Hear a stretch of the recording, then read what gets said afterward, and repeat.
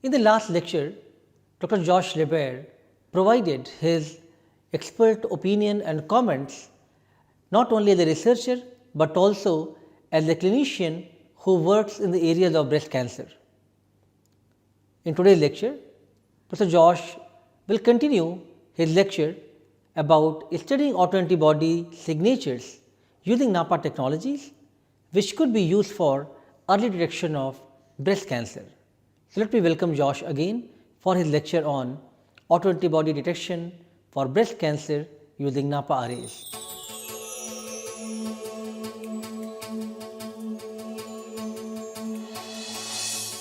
Okay, so I talked to you a little bit before about good study design, and so when we went to do our breast cancer study, that's what we did. I think I may have mentioned this already, but we had around 5,000 antigens that we studied. We studied 50 cases and 50 controls. These are women with breast cancer, and these were women who were going to a clinic for routine mammography who did not have breast cancer. Okay? So these were healthy women in the population. From there, we identified around 760 antigens, possibly different between the cases and controls. So at this stage of the game, from here to here, we did not want to be overly selective. Any possibility alive, we just wanted to exclude everything that was not even possible. So even though we knew that there would never be anywhere near 760, we had already eliminated well more than 4,000, and that was already good for us. Then for this set, we printed a new array, duplicates on the array, and we compared 50 cases to 39 controls, in this case where the controls had benign breast disease. So they had cysts and other things in their breasts, but no cancer. And so that allows us to distinguish between cancer and controls. I will tell you that it's a little odd when you look at it that we had 50 and 39. You would have thought that we would have 50 and 50, right? It turns out that we did originally have 50, but about 11 of them turned out to have cancer after all, and so we had to take them out of the study. So that kind of thing can happen. You have to be prepared for that. And then we did a third, said these women were different from these women, and these women were different from both of these women. And this was the final validation, so 3 phases of validation. In this case, we did it blinded, so we didn't know who was what. And then we identified 28 antigens that even blinded were predictive of breast cancer. Okay, and I think in the end, what worked for us was the fact that we were so careful and going through all of these phases that what we got in the end really did make a difference, and that's why it was licensed by this company to make this Videssa, which is a blood test that's based on our biomarkers and a couple of other markers that they added to detect breast cancer. And this has now been through a couple of clinical trials. I think I mentioned that earlier.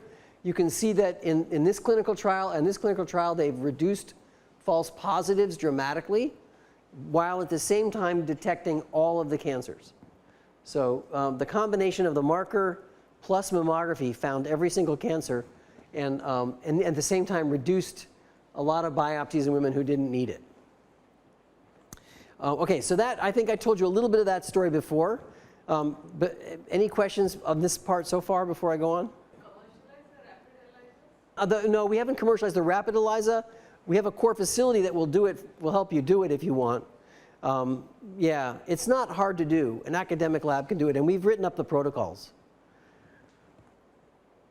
What are the working ranges for affinities that are required for these arrays to work? I think they're kind of anywhere between, certainly anywhere up to, I would say, 100 nanomolar, maybe. If you use SPR, you can get up to micromolar affinities. But anything below that, any tighter affinity than micromolar, you can detect on the arrays. You can? You can, yes, yeah. So micromolar is a little iffy. Certainly anything sub-micromolar you can detect. Yeah. All right, so we moved on.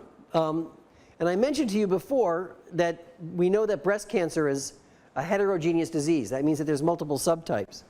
But there's the basal-like subtype, the HER2 new subtype, luminal A, luminal B, Claudin-like low. So these are all various subtypes of breast cancer.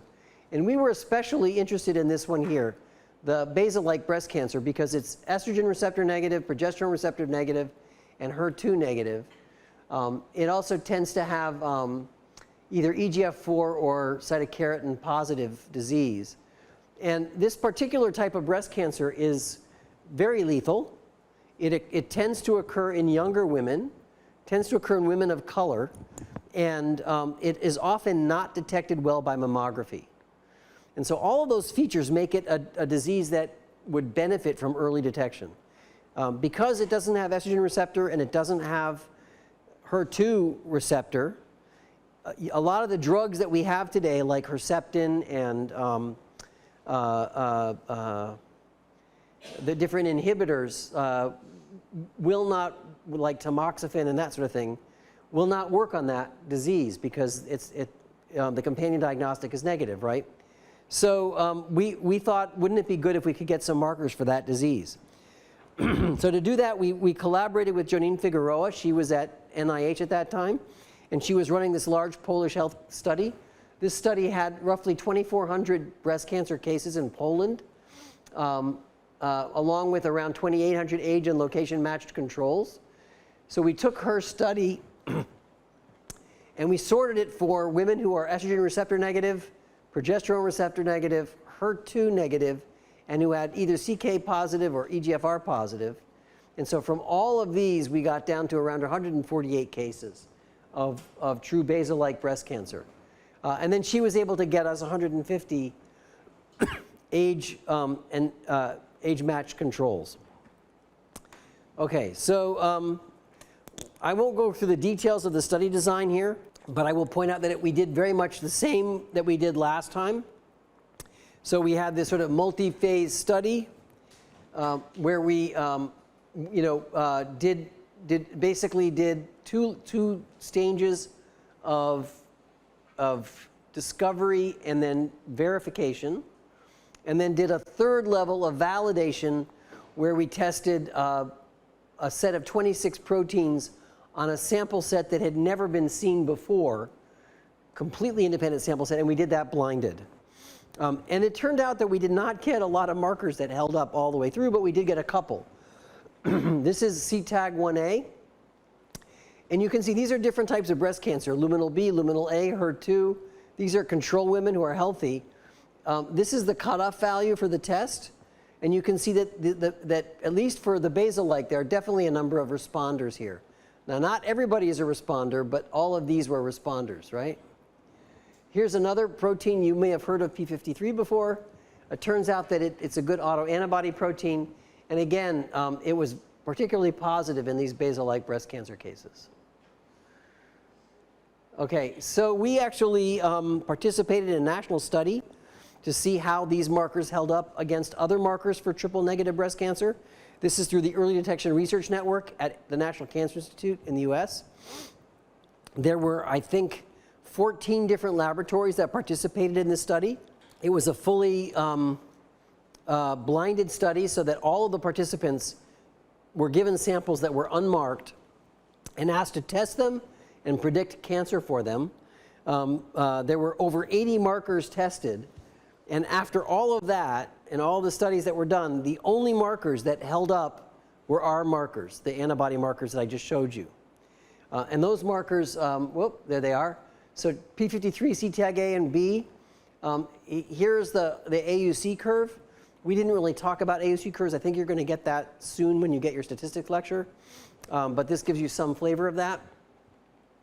And then we added that together with CA125 to get a slightly better performance here in red.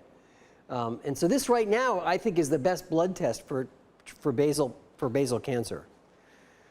Okay, any questions on that? Okay, so I'm going to enter the last section of the talk. I'm going to talk a little bit about where we're headed with breast cancer studies. And we think that the future of biomarkers is looking at post-translational modification. So here's one form of post-translational modification, which is going to come back later. This is called citrullination.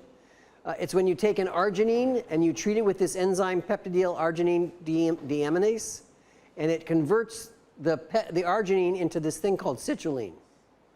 And this is the citrulline molecule here. So you get this ketone here. Okay, so what we mostly have been interested in is glycosylation. So you guys are all familiar with glycosylation, right? So what fraction of proteins in the human do you think are glycosylated? I heard someone say 70. It's certainly more than 50 anyway. I don't know if it's as high as 70. It could be. But certainly more than 50 to 60% of proteins have sugars on them. So it's very common. And you know that glycosylation occurs N-linked and O-linked. And today, I'm only going to be talking about O-linked glycosylation, mostly because most of the studies done in cancer have been done on O-linked glycosylation. So typically what happens with glycosylation is you have these sugars attached to specific amino acids, and they form these very complicated branch structures, right? So they have this, many sugars stacked upon one another. That's pretty typical in normal cells. In cancer, two things happen. The first thing happens is that you get truncated sugar structures. They get truncated because there's an enzyme called cosmic that's missing, and that is the one that normally adds the sort of fourth level sugar. So you get 3 levels and then it sort of stops. So it's like getting a crew cut. It gets very, very short hair, right? The other thing that happens in cancer is it gets more promiscuous. And so instead of only a couple of places on the protein, you start adding sugar at multiple places on the protein. So to someone like me, that looks like an opportunity, right? Because there are 2 things now that are different about these modifications. They create 2 new shapes that could induce an immune response. The first is that you get these short sugars, and so the immune system might see that as different from normal. And the second is that you now have amino acids that are modified that didn't used to be modified. So both of these are potentially inducers of an immune response, and that would mean that for me, they're an opportunity to look for new autoantibodies. So to get our platform to work well with looking at post-translational modification, we had to clean up the platform a little bit. And so consequently, we developed this method here, which is called contra-capture. And what we do is, instead of printing on our DNA on a glass slide, like the way you're doing it, right? We print our DNA in these soft wells of a PDX membrane. And then we print the DNA in these wells. And we add the lysate to make the protein. And then we cover the well with a glass slide that has the capture agent on it. So we separate where the capture agent is from where the DNA is. Normally at Napa, you print the capture agent and the DNA at the same place. Here, they're on opposite ends of the sandwich. The other thing that we're doing here is we're not using anti-GST anymore. We're using the halo tag. Are you guys familiar with halo tag? How many people know what halo tag is? Not so many. So halo tag is it's an enzymatic tag that it's an enzyme that normally is supposed to bind to haloalkanes. That is, alkanes are carbon structures that have haloalkanes have a chloride at the end or a bromide at the end, and the enzyme in its normal function binds to that and removes the bromine or the chlorine. In the case of the halo tag, the enzyme has been mutated so that it binds to the chloride, but it can't remove it. And because it binds to the chloride in a covalent attachment, it now becomes stuck, permanently stuck to the chloride. So it's essentially a way of causing a protein to form a covalent linkage with a specific tag. The reaction is very specific, and so you can selectively pull one protein out of a mixture of millions by having a haloalkane on the end of it. So, so we put the halo ligand on this glass slide, and the proteins that we're producing have the halo tag. And so when they see the glass slide, they form a covalent attachment to the glass slide. What we like about a covalent attachment, of course, is it's much more permanent. You can wash it really hard and it'll stay stuck. All right, so then we express the protein. The protein goes up, it links up into the halo tag up there where it forms a covalent linkage. We lift the cover slip off the well, right? And now we can throw this stuff away, and we're left with a glass slide that has these proteins covalently attached to them. And they're absolutely clean. There's nothing on this slide but the tag and the protein. So now we can come in with an enzyme and we can add a phosphate group, a sugar group, whatever we want to add, and we can modify the proteins and then study them. And I'll just show you a couple of examples. Here's some Napa arrays. Here, remember I mentioned the citrullination. Here we've either citrulinated the array or we did not citrullinate the array. And here's a patient blood. This is a patient who happens to have rheumatoid arthritis. In the case of rheumatoid arthritis, patients make antibodies against citrulline. And you can see that this patient has all these antibodies to citrulinated proteins, but does not recognize the proteins when they're not citrulinated. You'll notice that we have this EBNA protein. That's our positive control. So that's a different antibody and not citrullinate related. And yet it shows us that the assay was working, but not detecting all these other proteins. Here's a bunch of other, this is another patient, same idea.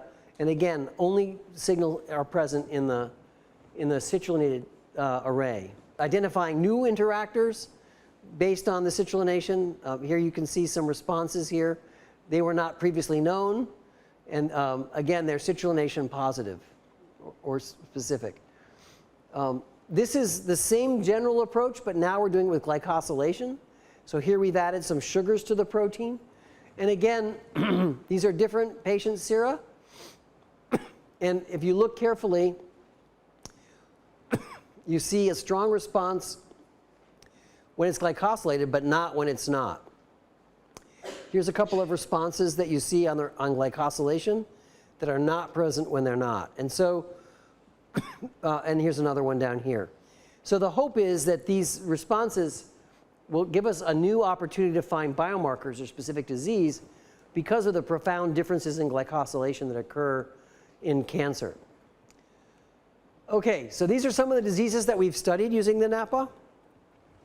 I've talked a lot about breast. We've also done ovarian and lung, and also head and neck. All of these that we've identified some markers that have been published over the years. Type 1 diabetes is an autoimmune disease, and so we've looked at that. We've looked at inflammatory bowel disease. We recently published a paper there. We're looking at autism, that's early stage, and also interstitial lung disease. And then we've looked at a series of different pathogens over the years. This one we just published earlier this year. And actually now we're increasing the list of viruses dramatically. So with that, I'm going to stop for today. I can take questions.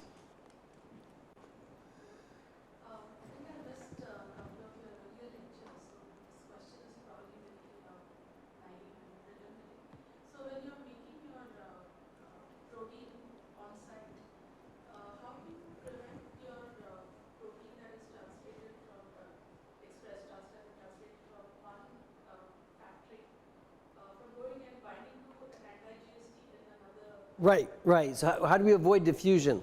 So my last lecture, I'll probably talk about that a little bit more. You do get some diffusion.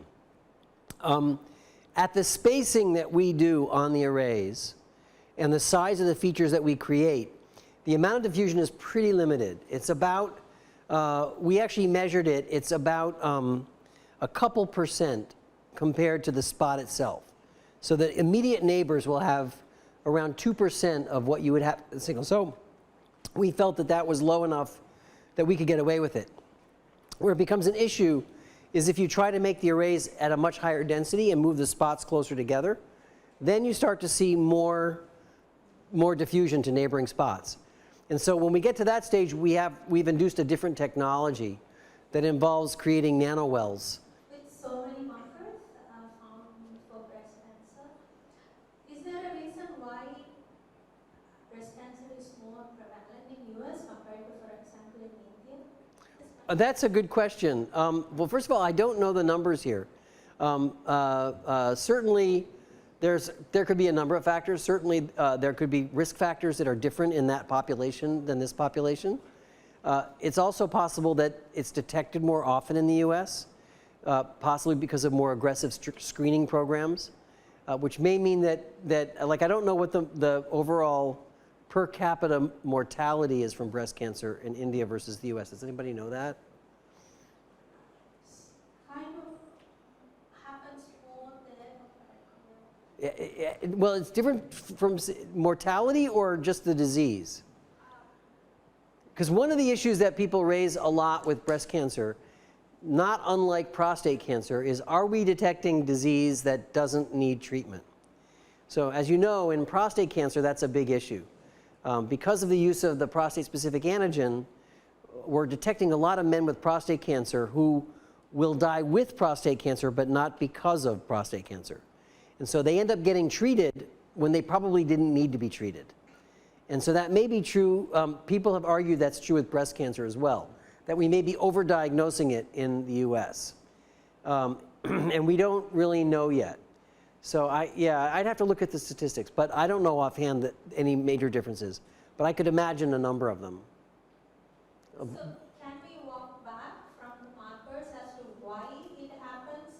And I don't think the markers would help us in that particularly. Mostly, in part because these markers were developed in the US, right? So they were based on a population in the US. I don't know if that would necessarily tell us about breast cancer here. It might, but we just don't know. Yeah. one more question about cell-free. With what? Cell-free. Yeah.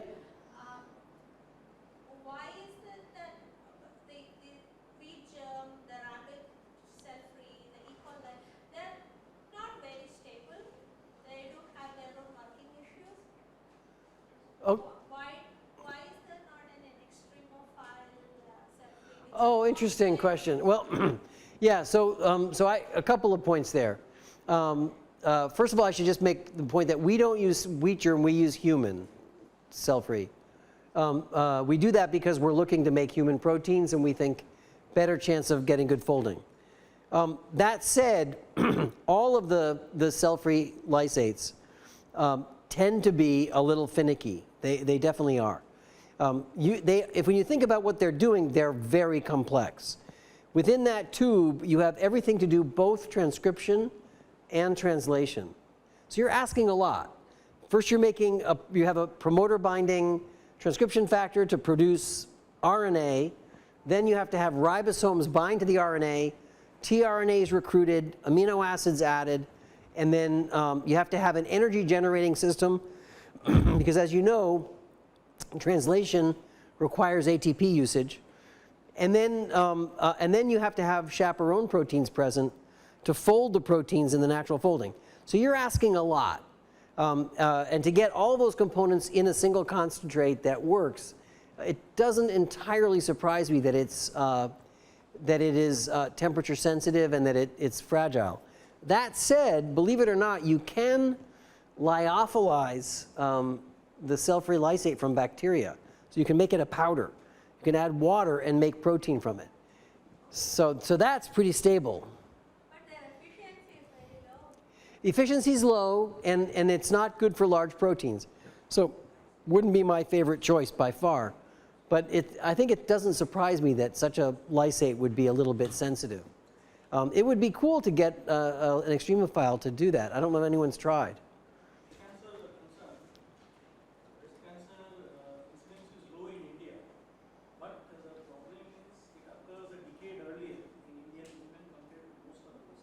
Okay. Oh, I don't know. The same with leukemia, chronic myeloid leukemia. We are getting, I am a doctor especially, I'm working with the leukemia group in AIMS especially. So I know that there are very young cancer patients who are coming with, chronic myeloid leukemia. The picture is different in the West. So you have Coming at an earlier age. for CML. CM.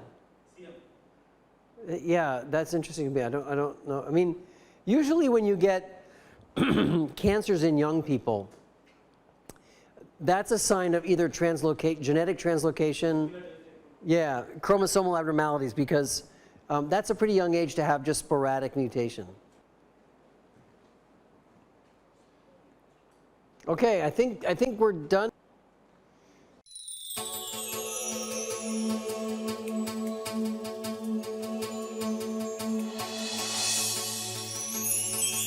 I'm sure you have enjoyed both these lectures delivered by Dr. Josh Leber, talking to you about utility of a technology, especially NAPA technology platforms, the insights which are required while performing these assays, your details for testing the reproducibility, thinking about experimental design, and then finally the outcome which one could obtain from these experiments can be so remarkable, which could be utilized for the patient care. You must have understood the clinical significance of early detection of biomarkers. You also studied about the biology of cancer in some detail and the tests that are now being used in the clinical trials. You are introduced to the concepts of contra-capture protein arrays, which could be utilized for studying post-translational modifications, and you also got a glimpse of how various diseases could be studied using NAPA technologies. In the next lecture, we will continue our discussion about use of novel technology platforms for various biological applications, and you will have series of interesting examples and illustrations to convey the utility of these technologies, at the same time what entails to obtain the success from these experiments, which is your careful experiment, your quality control checks, your data analysis, and your insight and understanding about how to make a meaningful biological experiment. We will continue these in the next lecture. Till then, thank you.